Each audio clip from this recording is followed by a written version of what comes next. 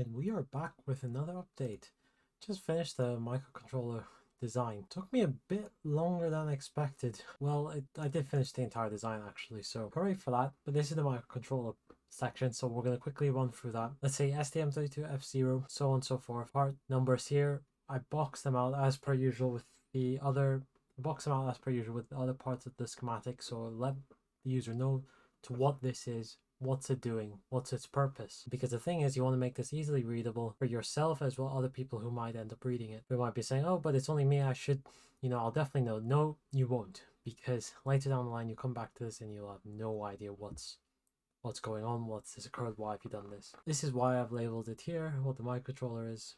And these are just standard decoupling apps. So they enter to the respective microcontroller. They enter through to the respective microcontroller VDD, VDD8. You notice the two different set of values. Notice two different set of values. This is because in the datasheet it did specify this. And when you do these type of circuits, always look at your datasheet. Don't try to guess it or whatever. If the datasheet recommends this, just follow it. Don't try to, unless you really know what you're doing, just follow it. There's no point in you trying to create your own thing. So in the datasheet here, you'll find usually reference circuitry into what you're looking for.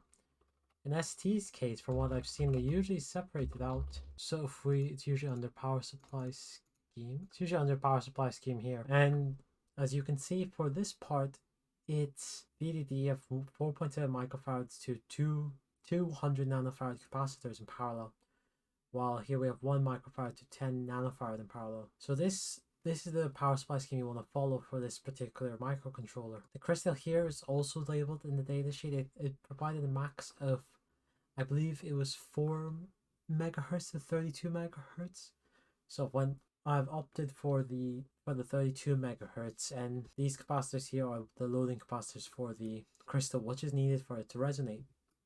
And this can be calculated through a formula online. I can't remember what I've used, but I believe it was something like 2 times the load capacitance. So this crystal will have load capacitance in the datasheet minus the stray capacitance of your wires, I believe, coming in, and that can range from between 2 to 6 picofarads, and then you get your answer here for what load capacitors you need to use. Moving on, so you can see I made as a net label, and this will all connect to the various lines here. So in this case, SWDIO goes to SWDIO, SW clock goes to SW clock, the reset goes to the reset, and so on and so forth. And you could just connect them all up, but it will look very messy, very difficult to read, and when you come to routing you won't know which one is which. So it's better to put a net label, so when you do route, you know, oh, this signal is SW clock, this is SWDIO, these are switching signals, and I should take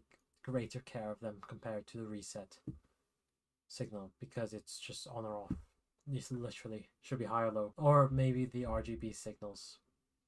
And this prevents you to keep flipping back through the schematic, and you can have a more relaxing therapeutic time routing. Let's put it like that. Of course, before I speak from experience of not putting anything in, it was a mess. It was horrible. I wish I've just put net labels, but so even here I could probably put net labels here, even if it's just VDD. In fact, I will do them now just so I know. Great. And then you see I have this one capacitor here. It's going to ground through a 10k.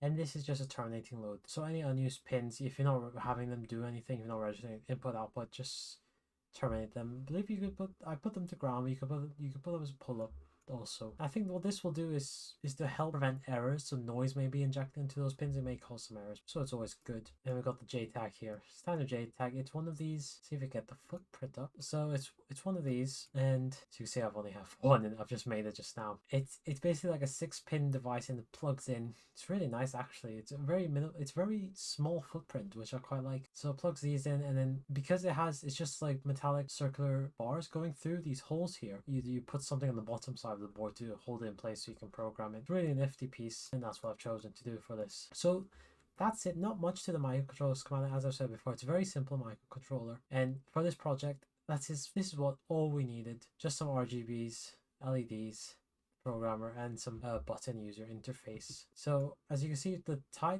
front of the schematic, I haven't done a proper job of it, but that'll be in the next video course. But the whole thing is done. I'd say I have some final checks to go through, and I'll do an overview of what the whole circuit is looking like. It's a very lonely MQ2 sensor here. So I'll give a massive overview to what this entails. So that's it from this part. Very simple microcontroller schematic. Hopefully do the overview in the next one.